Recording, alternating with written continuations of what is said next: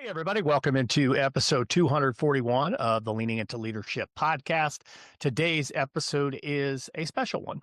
And honestly, it feels a little bit like a celebration. It's not only that we are stepping into this new chapter at Road to Awesome, but we have just launched a brand new website, darrinpepper.com. And I'm so excited about it. It's been live for just over 24 hours. And today on the show, I just want to share for you just a little bit of the journey. It's been amazing. This journey itself has been like probably many of the roads that I've traveled before, in that there have been twists and turns. There have been some lessons along the way, some interesting lessons to say the least. Certainly there have been some moments of frustration, but also some great moments of clarity as I have made my way on this journey. So today, the way I want to go about this episode is sharing something that's at the heart of the journey, and not just the journey of this next big step in Road to Awesome, but truly my Road to Awesome journey. And I want to do that by sharing 6 quotes that I have been profoundly impacted by. Words that have genuinely shaped my leadership, words that have guided me through uncertain times, through challenging times, words that have helped me to find clarity when things were really chaotic, words that have reminded me of the kind of leader that I want to be each and every day. As I go through each one of them, I'll share with you how it connects to the work here at Road to Awesome and through darrinpepper.com.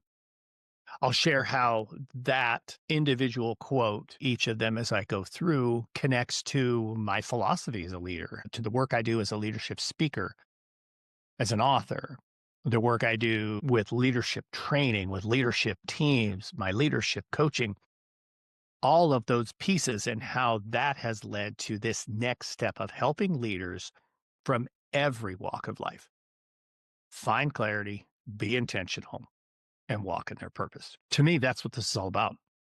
So with that, let's dive right in to this episode. All right, here we go. Quote number 1 from Brené Brown, clear as kind. We hear this one all the time. But when I first heard it, when I first read it, actually, because that was the first time that I came across these words, it stopped me in my tracks. I thought for a long time as a leader, and I know a lot of other leaders have struggled with this, but I thought being kind meant maybe sanding the edges off of the truth. Yeah, I remember early in my principalship, I would sit down to be part of one of those tough conversations, and I wanted everybody to leave the table happy. I mean, sometimes I just like danced around the real issue, hoping that it would go and fix itself. If I alluded to what needed to change or what needed to be done, yeah, that would take care of it. Spoiler alert, it never did. One day, I had to let a staff member go. Man, I was dreading it. I was not looking forward to that conversation. But I learned something prior to that conversation. And the reality is this: clarity isn't cruelty. In fact, clarity is a form of respect. When you go into those conversations, being direct, staying focused on the facts, and being crystal clear, that is a form of respect. When we're clear about our expectations, when we're clear about feedback, when we're clear about our purpose, we give people a gift. We eliminate confusion. That's the gift. We let them know where they stand. We let them know where we stand. We let them know truly what it is that we're expecting of them and what they can expect from us. That, to me, is why clarity became one of the cornerstones of my leadership and now all the work that I do. Because clear expectations build trust. Trust builds culture. So when I say clear as kind, I'm not just quoting Brené Brown. I'm reminding myself and every leader I work with, kindness isn't about avoiding discomfort. It's about communicating with courage. That's the foundation of what you're going to find on the new website. Resources and tools, opportunities to connect that help leaders with clarity and with intention. Quote number 2, you don't rise to the level of your goals. You fall to the level of your systems. James Clear. Man, when I first read Atomic Habits, and I've read it, I don't know, a dozen times at this point, but man, that first time, and I read this quote, I felt exposed. I'm not kidding. I felt so exposed. I'm like, oh my gosh. I mean, if I'm being honest, I used to be like big goals, little systems kind of guy. And not on purpose. And I didn't even think I knew that's what I was doing. But it was all about big goals. And I was the idea guy. And I put people around me who were good at, putting things in place. But the truth is, your systems are what will be the difference between success and a lack of success. Again, I was this guy who had these huge visions for our school, new programs, new initiatives, better culture, but really no consistent process to make those things happen. I was what my team affectionately called Captain Chaos because I'd start each day with good intentions and then end up just chasing fires and missing out on the real work. You've heard me talk about it here on the podcast. I was living in superhero syndrome. Everything changed when I learned how to build systems that was genuinely designed to support my goals. One of the biggest shifts for me, I've talked about it here on this show before, but when I gave my secretary full access to my calendar, full access to my email, she managed both of them with such great intention. She was incredible at scheduling priorities, not just appointments. All of a sudden, I wasn't reacting day to day. I was a proactive leader showing up. Amazing. It's incredible when you lean into systems, what they can do. Just that one system alone became this incredible amount of freedom for me. See, here's the thing for non-systems thinkers, and I'm one, I have to force myself. I have to force myself to put systems in place. And if I don't, I'm going to struggle. But so often people think systems are about restriction, but they're not. They're about creating consistency around the things that matter most. I mean, that's why I created the course, Take Control of Your Leadership. That's why I have put things together like the awesome leadership action guide, brand new guide, by the way, down in the show notes. Hit the link. It's yours for free. But a brand new guide, the awesome leadership action guide, all about systems. When you build your systems intentionally around the things that you have gained clarity around, the things that you truly hold important, the things that you truly want to focus on, you give yourself and you give your team the structure to actually achieve your goals. But without systems, you're not going to achieve your goals. Quote number 3. We are uniquely positioned to help the person we once were. Incredibly wise words from Rory Vaden. The first time I heard Rory Vaden say this, he was on a podcast, and I don't remember whose it was, but I rewound it probably 5 times. I was like, yes, because this quote is my story. I mean, remember, I was the guy years ago who was just this totally overwhelmed principal. I was just buried under the weight of every problem, everything happening in my school. I was running from fire to fire to fire to fire, crisis to crisis to crisis to crisis. And the reality is, they weren't even my crises. They weren't even my fires. Man, I was trying to do it all by myself. I had assistant principals who I guarantee resented me because I sure as hell resented them because they weren't doing anything. Truth was, that was my fault, not theirs. It wasn't like they didn't want to work. That was on me, not on them. Reality is I wasn't leading. I was barely managing. And honestly, I was so unbelievably exhausted. We got a new superintendent, and he came in and he told us, every single leader in the district, that he was going to hire a leadership coach for each and every one of us. I wasn't really sure what coaching was about, but while my peers resented this superintendent hiring them coaches, saying, I don't need a coach. How dare he hire a coach for me? I was grateful because I knew that I was struggling. And the truth is, working with my coach changed everything. He helped me see the difference between activity, between like busy work, between checking boxes, and actually making an impact as a leader. He helped me find clarity. He helped me build systems.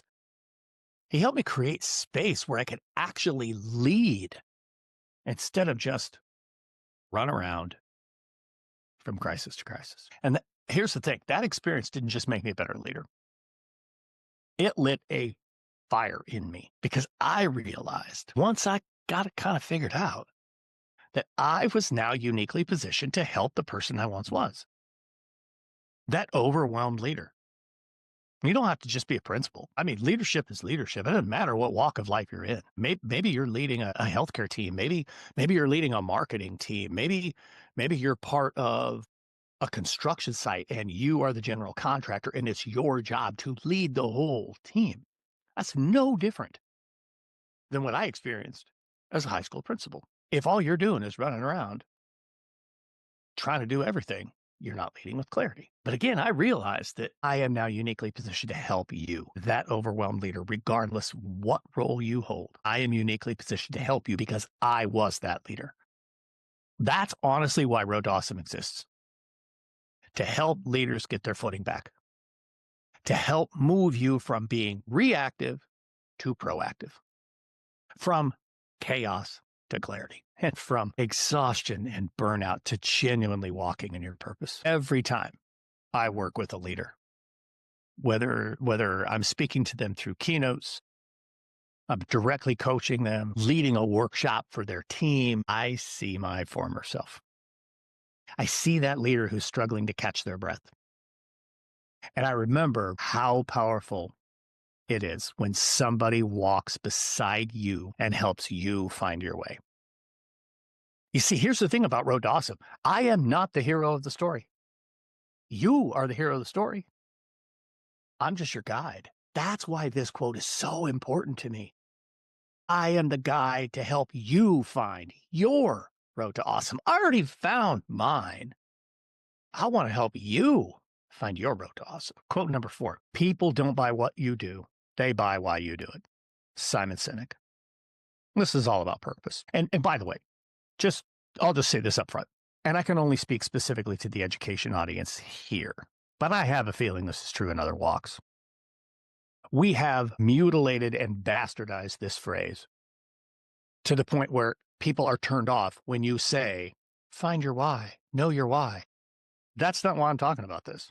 That is 100% not why I'm talking about this. Because I'm tired of hearing that too. Because that's not what Simon Sinek was talking about.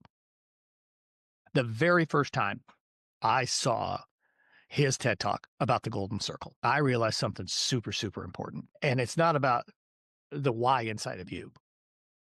I mean, it is, but more importantly, it's about as a leader, people don't follow a title. They don't follow a program. They don't follow an initiative. They follow a human being that's driven by purpose. If you're clear about your purpose, if you know genuinely my purpose is to do this, whatever this might be, that's why people follow you. I mean, as a principal, my purpose was always about helping people discover their greatness. We started using Road to Awesome when I was a high school principal. It was all about helping everybody find their road to awesome, whether that's a student, a teacher, a parent, anyone. Doesn't matter. Now, as a speaker, as a coach, that hasn't changed. It's just expanded. It's gotten bigger. Now with the new DarrinPepper.com and me stepping into that corporate space, wanting to help people in all types of leadership work, it's just gotten bigger. I want to help you find your purpose. I want to help you walk in your purpose. That's why I say that. And whether I'm on stage or I'm in a coaching session or I'm behind this microphone right here, my purpose is to help leaders find clarity, to be intentional, to live in a space of confidence, and to remind them that leadership doesn't have to feel like chaos. It doesn't have to be overwhelming. When leaders are clear about their purpose, their why, if you will, it's the only time I'll say it. They stop chasing everything. They start leading with focus, with purpose, dialed in on what really matters and what they genuinely care about. That's why DarrinPepper.com is not just a website. It's a platform built around helping leaders find their purpose. Every keynote, every workshop, every resource starts with purpose. And that, to me, is where true leadership begins. You like that one? I barely talked about, quote, the why, because we've gotten away from what it really means. And what I just talked about is what he really meant. Quote number 5, the quality of your leadership is reflected in the quality of your relationships. John Maxwell. Man, does this one hit home. Leadership at its core is a people business, period. It's not about programs. It's not about policies. It's about people. As a leader, you lead people, period. That's one of the hardest things about leadership, right? Because you were really good at whatever it was, being a classroom teacher, being the HVAC installation guy, being the person who was building copy for this marketing agency. But then they tapped you on the shoulder and they said, hey, you need to be a leader. We need you to lead the department. We need you to lead the school. We need you to lead the crew. And that's not about what that work was. It's all about people. Man, I'll never forget a moment really late in my principalship. Man, there was a teacher who'd been one of my toughest critics. And for years, we butted heads. Over time, we had some pretty honest conversations, some interesting exchanges, I guess. But there were also some things that created small steps of trust. And things began to change. We weren't building the greatest of relationships, but because I was willing to listen to her and she was willing to listen to me, because I was intentional about going and setting time aside to ask her opinion, things started to change. One day she stopped me in the hallway and just absolutely out of the air, she said, you know, I really wasn't sure about you when they hired you as the principal, but you know what? I trust you. I really feel like we're moving in the right direction. And then she went on her way. I'll be honest with you, I started to cry. I ducked into a classroom real quick because I was starting to cry because she had been one of my biggest critics. And now in that moment, saying, Darrin, I trust you and we're going the right direction. It meant everything. That moment was way more important to me, honestly, than any of the awards, any of the recognition, because leadership's not measured in titles. It's measured in trust. Again, people business. When people believe in you, they'll follow you. If your relationships are strong, your leadership is strong. If your relationships are fractured, your leadership's going to struggle. That's kind of the core of the book Culture First Classrooms that I wrote with Katie Kinder. Really, it's the heart of everything I do. You can't fake relationships. You have to invest in them. You have to make people feel seen, heard, valued, and trusted. You've heard me say that dozens of times here on the show. That's not just a phrase. It's the truth. It's because leadership is a people business. It's what builds great teams. It's what builds great companies. It's what builds great schools. It's what builds a great culture. Leadership is a people business. Don't ever forget that. All right. Time for the 6th and final quote. 2 roads diverged in a wood, and I took the road less traveled by. And that has made all the difference. The incredible words of Robert Frost, the final stanza of his unbelievably famous poem, The Road Not Taken. If you've ever wondered where did Road Awesome come from, that is exactly where it came from. That line from The Road Not Taken has guided me for years, because leadership at its best is about courage. It's about the courage to take the road less traveled. For me, it meant walking away from what was comfortable. It meant staying true to what you really believe in, focusing on what really matters instead of what's easy. The interesting thing there, 2 huge, probably 3 huge 2 road moments for me, where the 2 roads diverged for me. First and foremost, the culture moment when I was an assistant principal. Somebody asked, Darrin, why does it always have to be about what they do wrong? Why can't it be about what they do right? Boom, 2 roads. Ooh, 2 roads. Why does it always have to be about what they do wrong? Let's focus on what they do right. Hey, you know what? That's the road less traveled, but we're going to take it. It's the road to awesome. 2 roads moment number 2. First day my leadership coach was on campus with me. Chaos around me. Insane start to a day. It was a Monday. I finally caught up to him a couple hours into my day. He was in a classroom. We stepped in the hallway. And he just asked me point blank, Darrin, do you want to be a firefighter? Or do you want to be a leader? Boom, two roads. You can run around, be a firefighter all you want. It's not being a leader. But on this other road, this much more difficult road, the road where you find clarity, the road where you build systems, the road where you're intentional, that's the road to awesome. And that's where leaders go. Two roads moment number 3. Shared it not too long ago on the show. Late in my superintendency, my last year, before I made the decision to jump out into what I do now, to become an entrepreneur, to become a leadership speaker and coach and author, to become a leadership expert, sitting on the back porch with my wife, trying to decide what's next. Because I couldn't continue with what I was doing. And she said, Darrin, you tell people all the time, when two roads diverge, take the road to awesome. Why wouldn't you do that yourself? Here's your opportunity. Go do what you were called to do. Two roads, two roads. I really didn't know what Road to Awesome was going to become. I really didn't. I was terrified, to be perfectly honest with you. But you know what? When your spouse looks you in the eye and says, I believe in you, I know you can do this. And she has said to me so many times, folks, so many times since we made this move, that she never had a doubt where we would go. Man, when you got that kind of support, you just know this is where I need to be. This is where I'm called to be. What I knew Road to Awesome could be was a new way of leading, a new way of living. And for people to stop settling for average.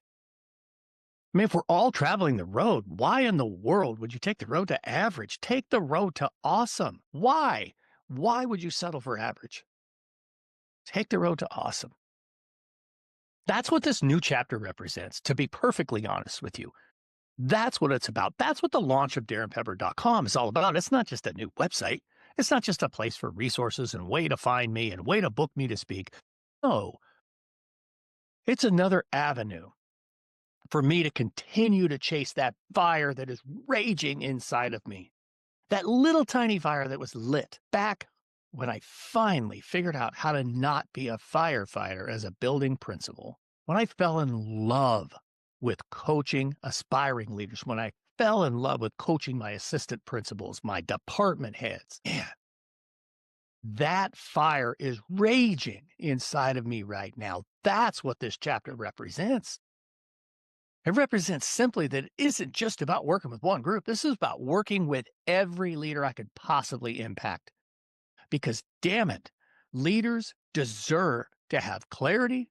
They deserve to be intentional, and they deserve to walk in their purpose. It's that simple. This is the continuity. This is a continuation. This is the next step on our road to awesome. So I'll close my sermon now. 6 quotes, 6 reminders that leadership is about clarity, consistency, purpose, relationships, courage, and growth. Here they are again. Clear as kind. You do not rise to your goals. You fall to your systems. We are uniquely positioned to help the person we once were. People don't buy what you do. They buy why you do it.